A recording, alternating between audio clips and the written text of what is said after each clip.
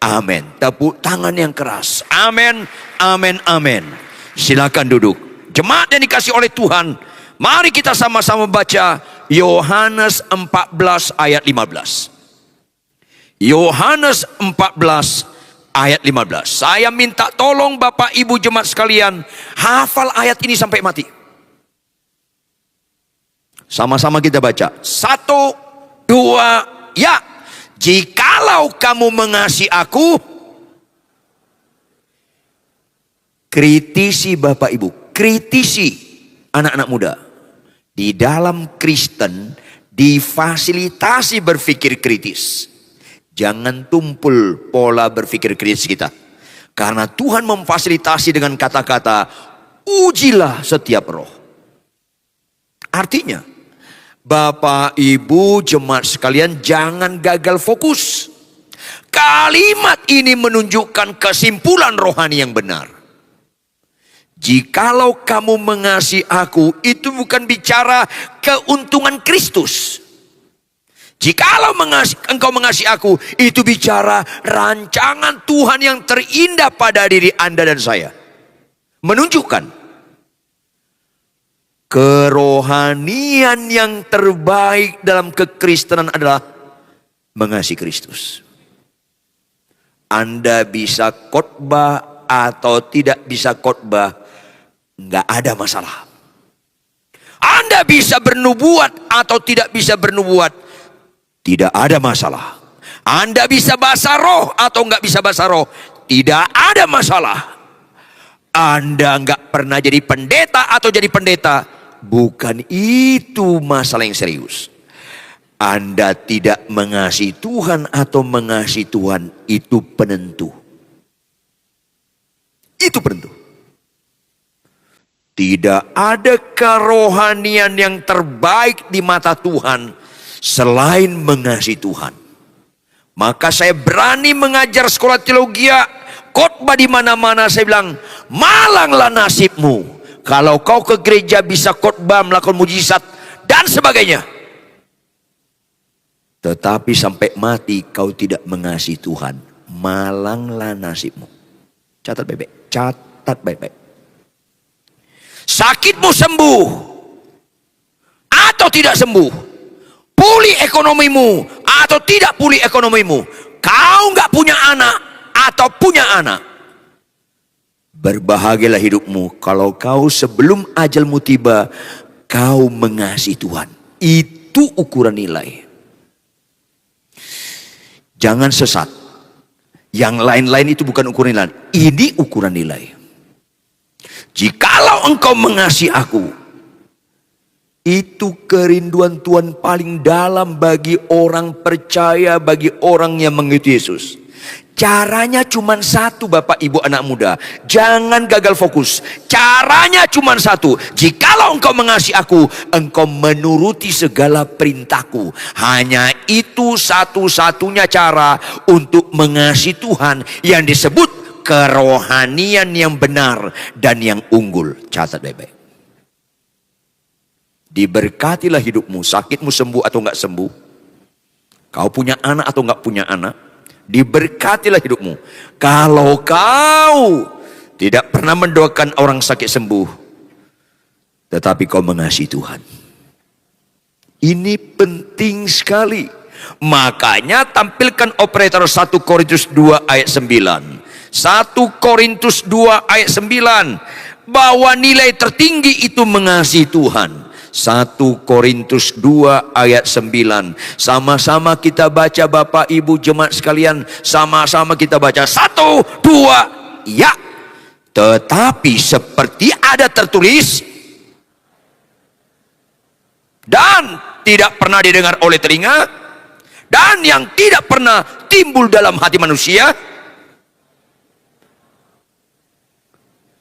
semua yang disediakan Allah untuk mereka yang karena mengasihi Dia. Itu kata kunci ayat ini, bukan kalimat sebelumnya kata kunci. Mengasihi Dia kalimat kata kunci, karena itu penentu, karena itu ukuran nilai di hadapan Tuhan Yesus. Orang yang mengasihi Tuhan melakukan perintah Tuhan. Orang yang mengasihi Tuhan taat. Orang taat tidak mengejar berkat. Orang taat dikejar berkat. Orang taat tidak mengejar janji Tuhan. Orang taat itu dikejar janji Tuhan. Catat, catat, dan catat. Jangan lupa sampai mati supaya Anda dan saya tidak gagal fokus. Maka kekristenan itu harus fokusnya taat.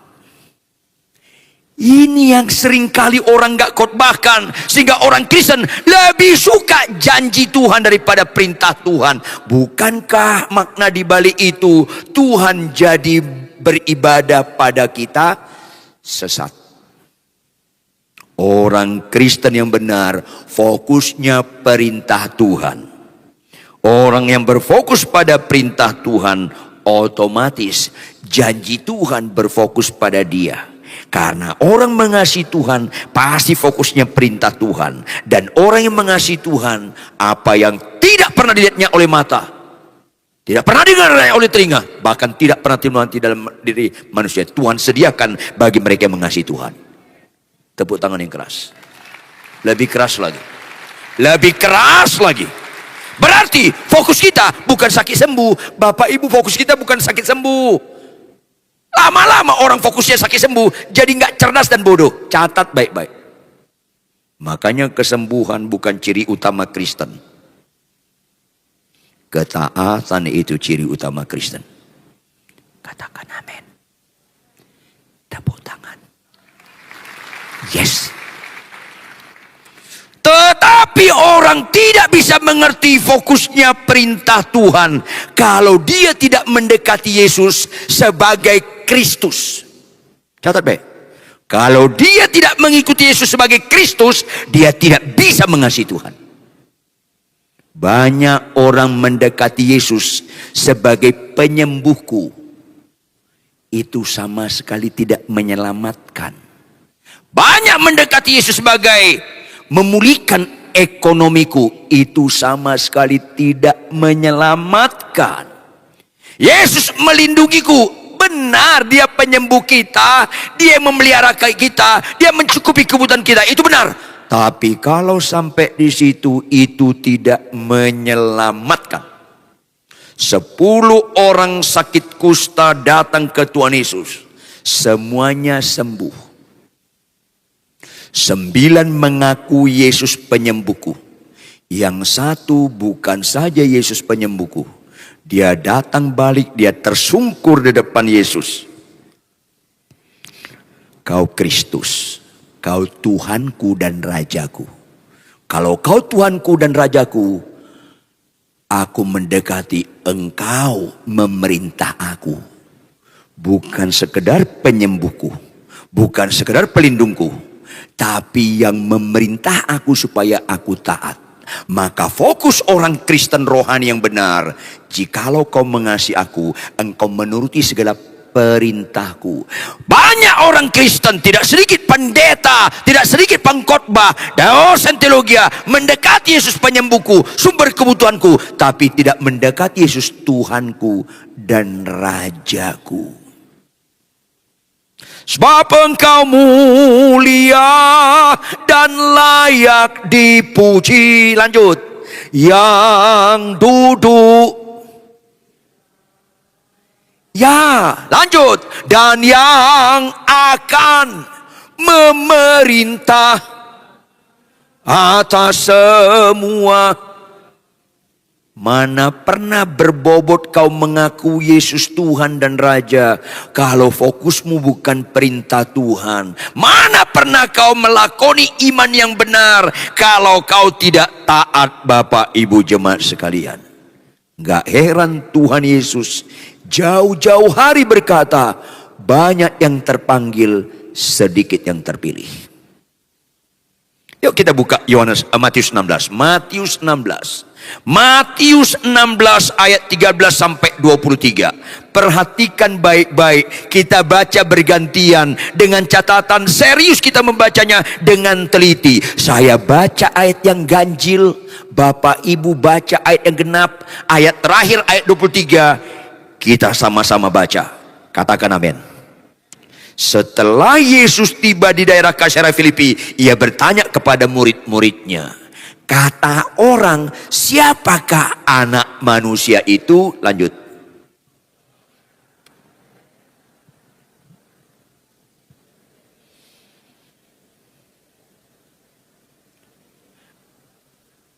Lalu Yesus bertanya kepada mereka, tetapi apa katamu? Siapakah aku ini? Lanjut.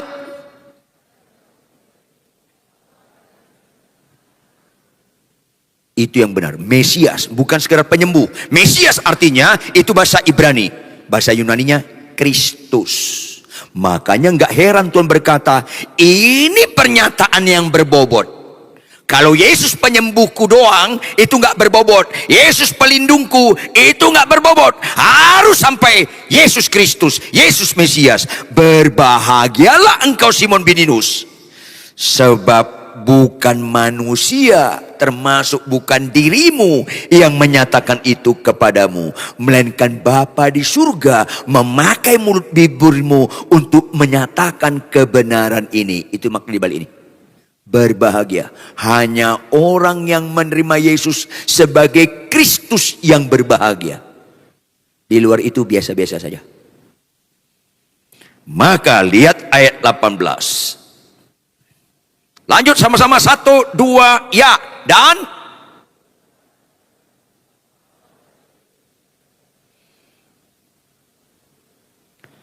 ayat 19.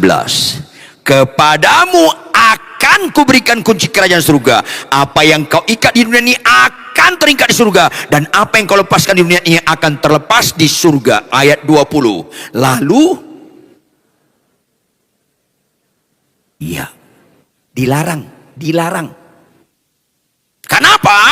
Karena mereka mengaku Yesus Kristus, Yesus Mesias, bukan seperti pikiran Kristus.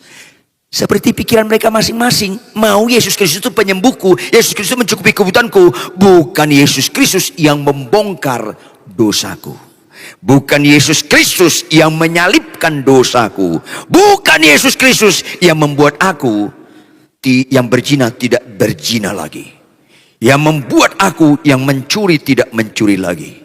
Cukup sakit sembuh, cukup pulih ekonomi, tapi kelakuan tetap buruk. Gak heran ada orang Kristen di gereja tetap berzina, tetap mencuri, tetap menipu, dan sedihnya ada pendeta bisa membunuh teman wanitanya, mayatnya dibawa pakai troli, di lift masih bisa senyum-senyum. Pendeta muda khotbah karena tidak menerima Yesus sebagai Kristus. Kalau Yesus sebagai Kristus yang dipikirin Allah, itulah ayat 21. Sejak waktu itu, sejak apa? Sejak waktu Petrus mengakui dia Mesias, Yesus mulai menyatakan kepada Petrus dan kawan-kawan bahwa ia, penyandang kemesiasan, harus pergi ke Yerusalem, menanggung banyak penderitaan dari pihak tua-tua, imam-imam kepala dan ahli-ahli Taurat, lalu dibunuh dan dibangkitkan pada hari yang ketiga. Apa respon Petrus yang mengakui Yesus Mesias? Tidak terima. Sama-sama baca. Tidak terima. Sama-sama baca. 1, 2, ya. Tetapi apa katanya? Tuhan, kiranya Allah hal itu sekali-kali tak akan menimpa engkau. Karena Petrus mau menerima Yesus sebagai Mesias menurut pikiran dia, bukan menurut pikiran Allah. Inilah area paling nyaman iblis menyesatkan orang Kristen. Sama-sama baca ayat 23. Sama-sama baca ayat 23. 1, 2, 2,5. 23 berapa? Ayat 23 operator. Matius 16 ayat 23. Ampuni dia Tuhan, karena dia tidak tahu apa yang dia perbuat. Sama-sama kita baca. 1, 2, ya. Maka Yesus berpaling dan berkata kepada Petrus apa?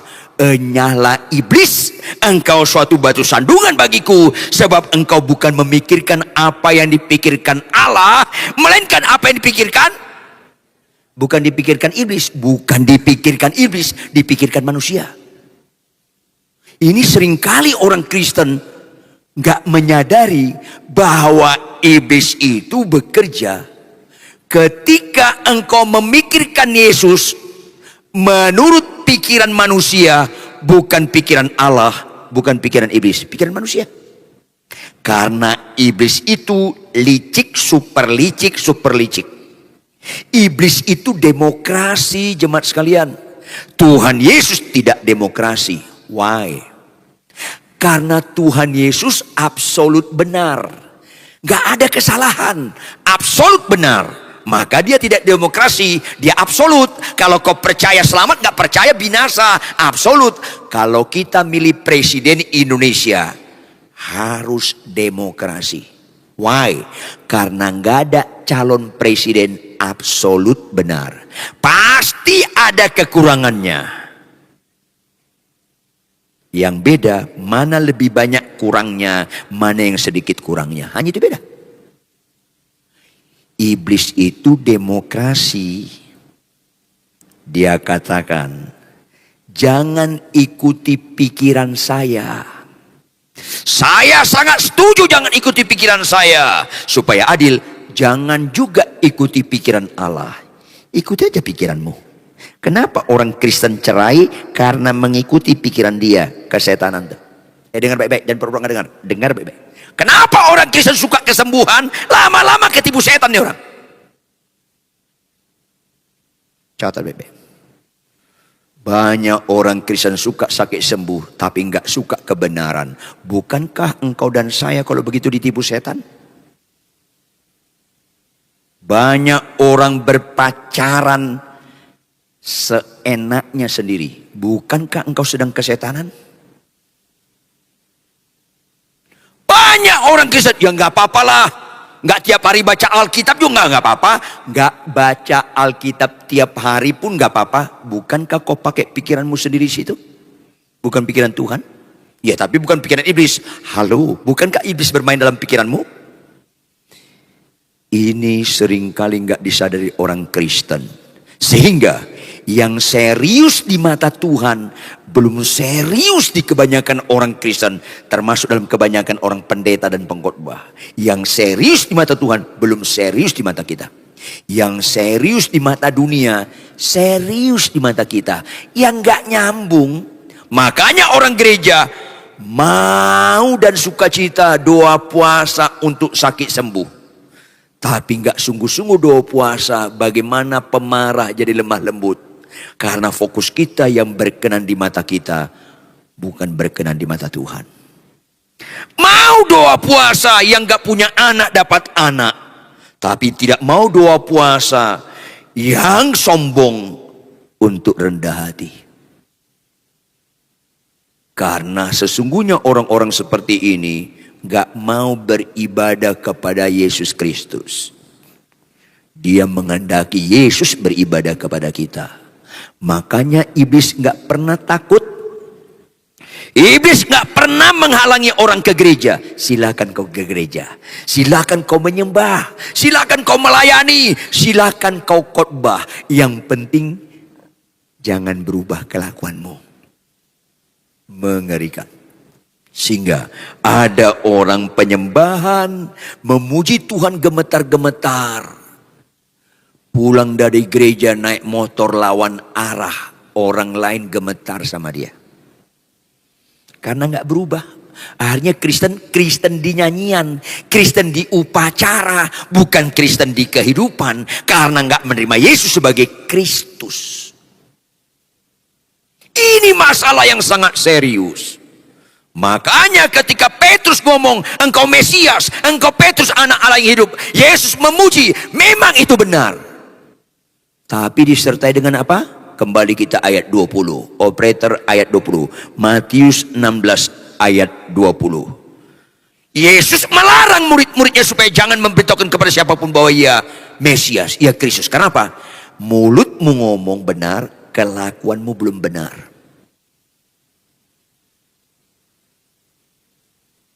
Sehingga Petrus ngomong benar, tapi nggak terima kebenaran. Ketika Yesus menjelaskan Mesias itu harus dibunuh, dia nggak terima. Bukankah banyak orang Kristen seperti ini? Bukankah tidak sedikit pendeta pengkhotbah juga model begini?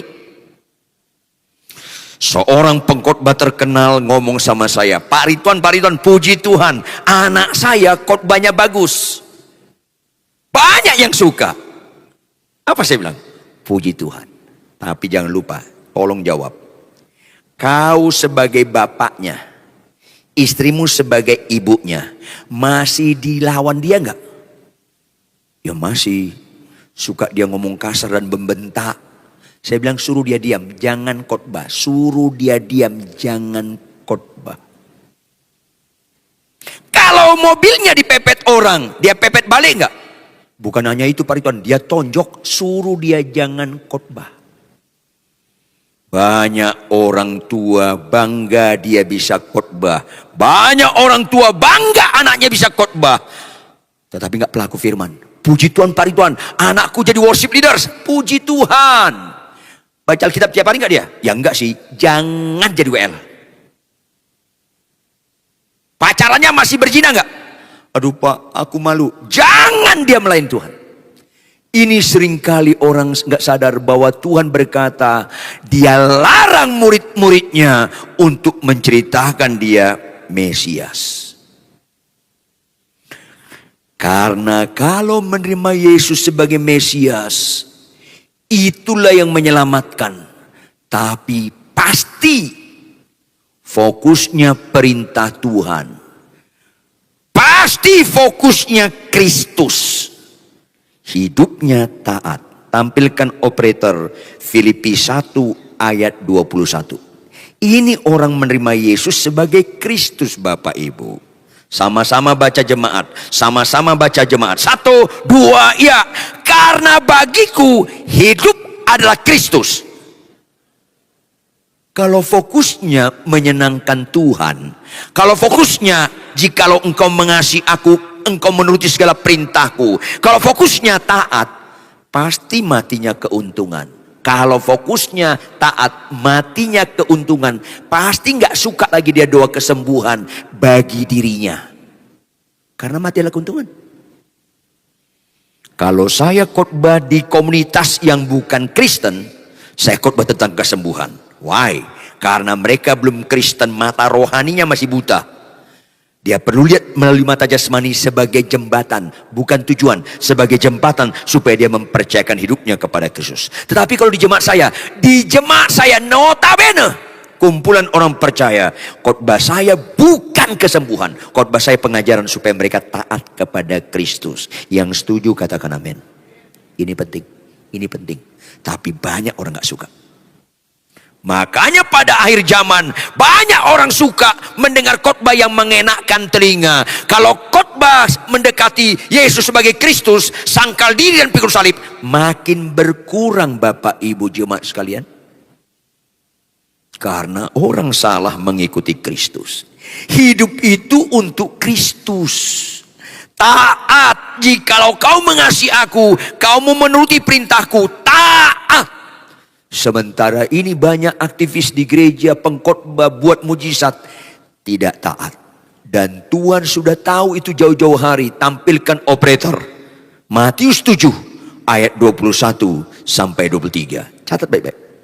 Dengar baik-baik Bapak Ibu jemaat sekalian, supaya kita jangan keliru mengikuti Yesus sebagai Kristus. Bukan setiap orang yang berseru kepadaku, Tuhan, Tuhan, akan masuk dalam surga. Bukan. Apakah dia berseru dalam khotbah, dalam mujizat, dalam nubuat, dalam penyembahan? Bukan. Kalimat B-nya, melainkan. Sama-sama kita baca jemaat. Melainkan apa? 1, 2, iya. Melainkan dia yang taat, melakukan kehendak Bapa di surga. Fokusnya perintah supaya kita taat, supaya kita lakukan. Janji bukan kita taati, janji kita terima. Tuhan bilang lebih suka kita memberi daripada menerima. Jangan fokus kita menerima, taat. supaya kita jangan keliru jadi Kristen. Maka apa yang terjadi? Ayat 22. Pada hari terakhir Bapak Ibu, banyak orang akan berseru kepadaku. Kalau Alkitab berkata banyak orang, itu tidak relatif, benar-benar banyak. Dan itu kejadian sekarang. Banyak orang akan berseru kepadaku, Tuhan, Tuhan, bukankah kami bernubuat demi namamu? Bukankah kami mengusir setan demi namamu? Bukankah kami melakukan banyak mujizat demi namamu? Semua kata kerja nubuat, ngusir setan, melakukan mujizat dalam bentuk terjadi. Bukan gak terjadi nubuatnya Bapak Ibu. Bukan gak terjadi mengusir setannya Bapak Ibu. Bukan gak terjadi mujizatnya. Terjadi. Tetapi dalam kehidupan sehari-hari tidak melakukan firman Tuhan. Bisa gak? Bisa banget. Makanya gak heran orang yang mendekati Yesus bukan sebagai Kristus, suka sembuh, suka diberkati, suka dilindungi. Tuhan yang melakukan sesuatu kepada kita, tapi gak suka jujur, gak suka rendah hati, gak suka hidup kudus. Selesai. Itulah yang terjadi ayat 23. Pada waktu itulah aku akan berterus terang kepada mereka dan berkata, aku tidak pernah mengenal kamu. Pakai tanda seru. Marah sekali Tuhan kepada pengkhotbah, bernubuat, mujizat, tetapi tidak pelaku firman. Termasuk Anda yang sedang melihat sekarang. Tuhan marah sekali sama Anda kalau Anda tidak taat. Catat dong baik-baik. Bahkan Tuhan berkata, bukan sekedar aku tidak pernah mengenal kamu. Lebih ngeri lagi, enyala daripadaku kamu sekalian pembuat kejahatan. Tanda seru. Dialamatkan bukan kepada yang kedukun, tapi orang Kristen yang tidak pelaku firman. Itu mengerikan. Karena orang tidak mengerti arti Yesus sebagai Kristus. Maka lihat kembali ayat 23, Matius 16 ayat 23. Maka Yesus berpaling dan berkata kepada Petrus, enyala iblis, engkau suatu batu sandungan bagiku, sebab engkau bukan memikirkan apa yang dipikirkan Allah, melainkan yang dipikirkan manusia. Ketika istri kita cerewet Bapak Ibu, kau pikirkan dia dengan pikiranmu sehingga kau nyesal menikah sama dia, mau cerai. Kau sesat, kau lagi kerasukan iblis. Ketika istrimu cerewet menyebalkan, bilang sama Tuhan, Tuhan tolong Tuhan, berubah paradigma cara sudut pandangku. Karena istriku dengan segala kekurangannya itu dari engkau. Biarpun kelakuannya gak berubah, aku tetap mencintai dia. Karena aku mengasihi istri, itu bukan perintah istri, tapi perintah Tuhan yang menebus saya. Berkata, hai suami, kasihlah istrimu. Aku mengasihi istriku karena aku beribadah kepada engkau Tuhan. Bagaimanapun kelakuan istriku. Itu kalau orang mendekati Yesus sebagai Kristus. Sama dengan Allah berkata kepada para istri, hai istri, tunduklah kepada suamimu. Loh Tuhan, istri suamiku kasar. Gak ada kaitannya kau tunduk pada suami dengan kelakuan suami. Gak ada kaitannya. Gak ada kaitannya. Karena kaitannya, kau itu ditebus Kristus. Kau itu bukan kepunyaan kau lagi, tetapi kepunyaan Kristus. 1 Petrus 2 ayat 9. Supaya melakukan kehendaknya. Kau tunduk pada suami, itu perintah, bukan perintah suami. Perintah Yesus Kristus yang menjadi Tuhan Juru Selamat penebus kita, sehingga kita mengabdi kepada dia. Malang sekali nasibmu bapak-bapak, kau tidak lagi mengasihi istrimu karena kelakuan istrimu. Malang sekali nasibmu ibu-ibu, kau tidak lagi taat tunduk pada suamimu karena kelakuan suamimu. Karena itu penegasan, kau tidak menerima Yesus sebagai Kristus, tapi suka menerima Yesus sebagai penyembuhku, pelindungku. Karena sentrisnya aku, bukan Kristus. Inilah yang mengerikan sekarang di gereja. Saya gembala jemaat di Jakarta. Selesai ibadah, seorang bapak datang ke saya. Pak Ridwan, saya mau ngobrol. Iya, kenapa? Pak Ridwan, anak saya kan 5. Iya, kenapa? Gaji saya 5 juta. Iya, kenapa? Kok Pak Ridwan gak cepat nangkap sebagai gembala ya? Saya bilang, kau yang gak cepat nangkap. Kau yang gak... Duh Pak Ridwan, gajiku 5 juta, anakku... Gak usah kau ulangi, udah tahu saya kenapa. Pak Ridwan, gaji 5 juta, anak 5, gak cukup untuk hidup sebulan di Jakarta ini. Nah terus, kok Pak Gembala gak cepat nangkap? Lu yang gak cepat nangkap. Pak Ridwan, kan gak cukup. Iya, kenapa? Terus disuruh memberikan perpuluhan. Kan makin gak cukup. Jadi maksud kau dengan keadaanmu, perintah Tuhan itu batal. Sesat. Maksudnya apa Ridwan? Meskipun aku susah, menderita dalam dunia. Lanjut. Saya mau.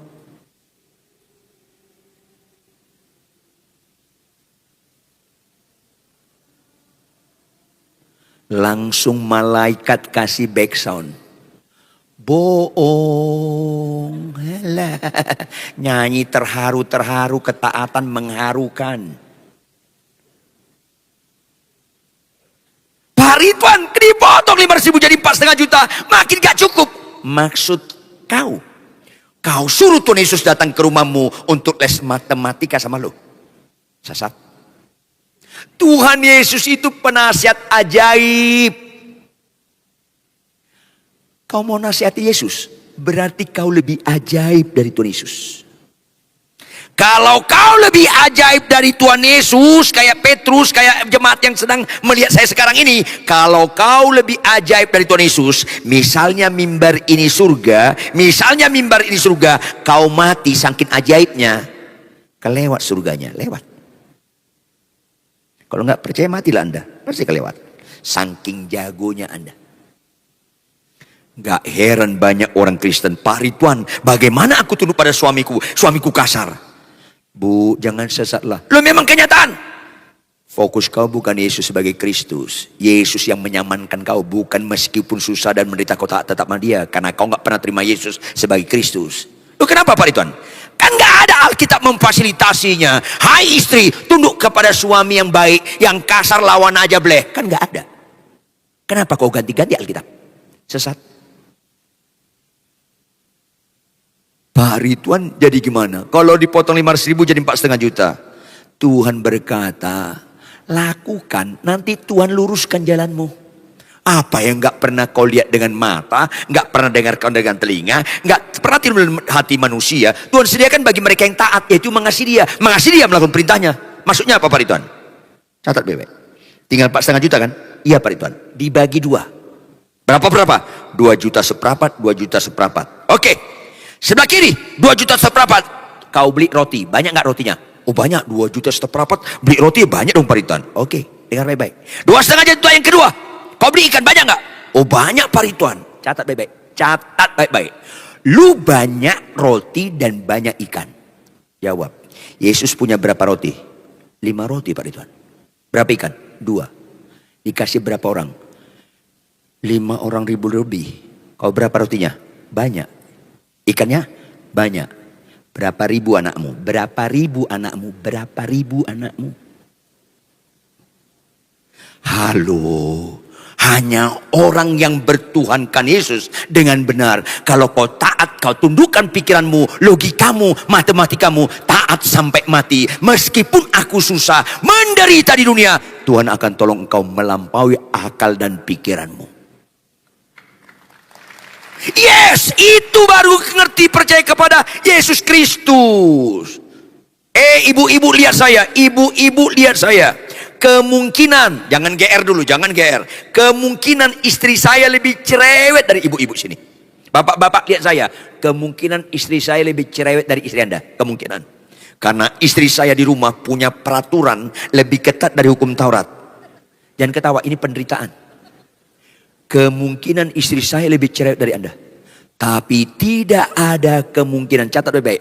Tidak ada kemungkinan cerewet istri saya punya kemampuan membatalkan saya taat dan setia. Melakukan perintah Tuhan, hai suami kasihlah istrimu. Cerewet istri saya enggak punya kemampuan membatalkan saya sayang kepada dia.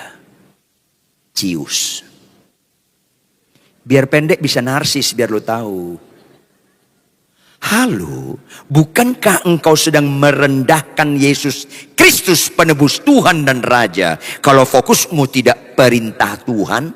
Bukankah engkau menghina salib Kristus seolah-olah kau nggak pernah ditebus sehingga kau tidak taat pada dia? Sesat. Orang sesat bukan nggak sembuh. Orang benar bukan sakit sembuh. Bukan. Oh, orang sesat bukan berdoa tetap nggak punya anak. Orang benar bukan berdoa dapat anak. Bukan, jangan sesat. Orang sesat, kalau kau diperintahkan Tuhan, kau tetap tidak taat. Itu sesat. Kalau nggak percaya Anda, matilah nanti malam, tanya Tuhan Yesus. Pasti benar yang saya ucapkan ini. Puji Tuhan kalau lu bisa bangkit lagi.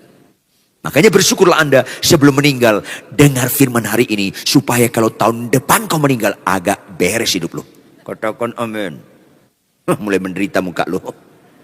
Karena orang Kristen suka sakit sembuh, suka harta berlimpah, tapi nggak mau taat. Bagaimana berubah karakter Anda kalau nggak fokusnya kepada kebenaran? Bagaimana kau bisa taat dan setia kalau fokusnya tidak perintah Tuhan yang representatif kebenaran?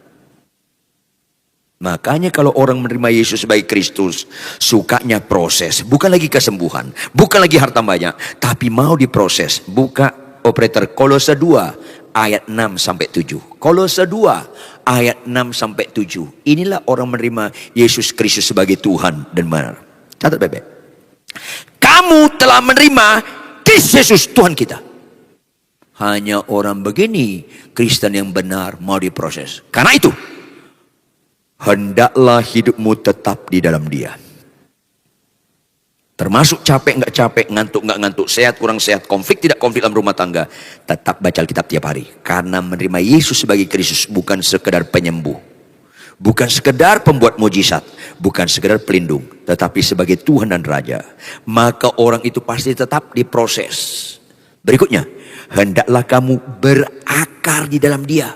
Kenapa orang gampang jatuh berzina, gampang jatuh berbohong, menipu, gampang jatuh dalam kesombongan? Karena nggak berakar. Akar itu salah satu fungsinya jadi kuat itu pohon. Kenapa kau gampang jatuh buka situs porno? Karena kau tidak berakar. Kenapa kau malas baca Alkitab? Karena kau nggak berakar. Kenapa kau nggak berakar? Karena nggak menerima Yesus sebagai Kristus dan Tuhan.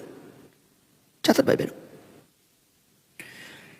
Karena itu dia tetap dalam Tuhan. Kalau biji rambutan kita tanam, besok kita keluarkan, kita letakkan di meja.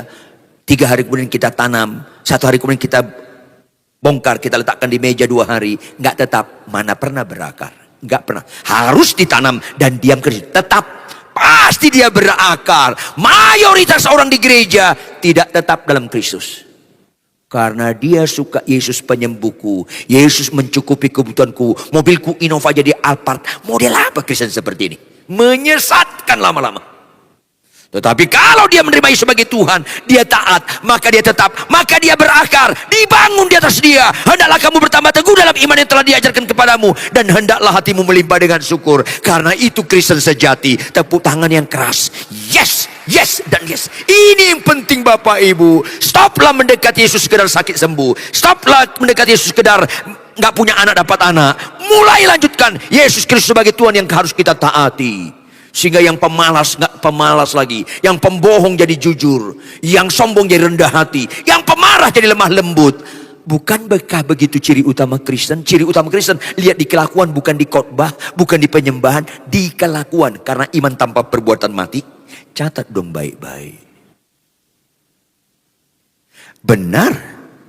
Akhirnya Petrus menyangkal Yesus karena dia ucapannya benar, pemahamannya belum benar. Tapi pada akhirnya, bukankah dia taat sampai mati? Akhirnya mau disalibkan, dia bilang, jangan salibkan aku terlalu hina seperti Tuhanku Yesus Kristus. Baiklah aku salib terbalik. Bukankah dia taat sampai mati salib terbalik? Karena dia benar-benar menerima Yesus, bukan sekedar penyembuhku, bukan sekedar mencukupi kebutuhanku, melainkan Tuhanku dan Rajaku. Sebab Dia Engkau mulia dan layak dipuji, yang duduk di tahta dan yang akan memerintahlah. Pendekatan kita memerintah, bukan lagi kau lakukan apa yang kuinginkan. Tolong sembuhkan penyakitku, bukan dia yang taat sama saya yang taat sama dia, karena aku menerima dia sebagai Kristus, Tuhan dan Raja. Jangan gagal fokus. Kristus sentris, ini penting sekali. Kalau enggak, fokusmu sakit sembuh tapi enggak taat. Kalau enggak, fokusmu berkat-berkat tapi kelakuanmu enggak berubah. Jahat-jahat orang Kristen seperti ini. Kita buka Kisah Rasul pasal 4 ayat 18 sampai 20. Kisah para Rasul pasal 4 ayat 18 sampai 20. Akhirnya Petrus bukan saja ucapannya benar, tapi kelakuan dan hidupnya benar, menerima Yesus sebagai Kristus yang ditindaklanjutkan hidupnya taat sampai mati. Petrus ditangkap dengan Yohanes karena menceritakan Yesus yang lebih kurang 2 bulan yang lalu disalibkan. Pengadilan yang sama menangkap mereka. Setelah keduanya disuruh masuk, mereka diperintahkan, kalau bahasa Yunaninya, diperingati dengan keras dengan sertai ancaman, supaya sama sekali jangan lagi berbicara atau mengajar lagi dalam nama Yesus yang kami salibkan itu. Kau bisa kami salibkan. Tapi apa respon Petrus? Sama-sama baca-baca ayat 19 dan 20 dengan penuh penghayatan. Sama-sama kita baca. 1, 2, ya. Tetapi Petrus dan Yohanes menjawab mereka, silakan kamu putuskan sendiri, manakah yang benar di hadapan Allah, taat kepada kamu atau taat kepada Allah. Ayat 20, sebab tidak mungkin bagi kami yang mantan menyangkal Yesus, tidak mungkin bagi kami yang pengecut untuk tidak berkata-kata tentang apa yang telah kami lihat dan yang telah kami dengar. Walaupun kalian bunuh kami, tetap kami taat. Itu makna di balik. Kristen yang rohani bukan soal sakit sembuh. Kristen rohani bukan soal bisa bahasa roh. Kristen rohani bukan sekedar bisa khotbah. Kristen rohani taat sampai mati. Ini penting supaya Anda menyikapi pengorbanan Kristus dan kebangkitannya dengan benar. Yang setuju katakan amin. Yang setuju tepuk tangan dengan keras. Yang setuju saja, yang sungguh-sungguh setuju dari hatinya yang paling dalam, bangkit berdiri. Yang setuju saja, bangkit berdiri. Gak usah ikut-ikutan. 2 orang, yang sungguh-sungguh aja, bangkit berdiri. Yang setuju Yesus sebagai Kristus, Juru Selamat penebus, Tuhan dan Raja yang harus kita taati, bangkit berdiri. Bagi mereka yang bangkit berdiri, mari kita sama-sama baca Filipi 2 ayat 5 sampai 8. Supaya kita Kristen seperti yang Yesus maksud. Lihat Bapak Ibu, Filipi 2 ayat 5 sampai 8. Hendaklah kamu Bapak Ibu, suami istri, orang tua dan anak, mertua dengan menantu, dengan keluarga besar, dengan tetangga, dengan teman gereja, dalam hidupmu bersama menaruh pikiran dan perasaan yang terdapat juga dalam Kristus Yesus, supaya kita jangan lagi menggunakan pikiran manusia karena kita sangkal diri dan pikul salib. Apa itu? Sangkal diri yang walaupun dalam rupa Allah tidak menganggap kesetaraan dengan Allah itu sebagai milik yang harus dipertahankan. Lanjut. Melainkan telah mengosongkan dirinya sendiri dan mengambil rupa seorang hamba dan menjadi sama dengan manusia. Dalam keberadaan dia sebagai manusia, ia telah merendahkan dirinya dan taat sampai mati, bahkan sampai mati paling mengerikan, yaitu kayu salib. Maka pikiran Kristus, perasaan Kristus harus kita kenakan. Pulanglah dari tempat ini, jangan lagi fokus sakit sembuh, jangan lagi fokus janji Tuhan, fokuslah perintah Tuhan. Orang taat tidak mengejar berkat, orang taat dikejar berkat. Orang taat tidak mengejar janji Tuhan, orang taat dikejar janji Tuhan. Makanya perintah lebih dahulu, cari dahulu kerajaan Allah dan kebenarannya, itu perintah. Maka dengan seringnya mengikuti janji Tuhan, maka semuanya ditambahkan kepadamu. Maka fokus kita bukan semua ditambahkan kepadamu, fokus kita cari dahulu kerajaan Allah dan kebenarannya, yaitu taat, taat dan taat. Yang setuju angkat tangan tinggi-tinggi.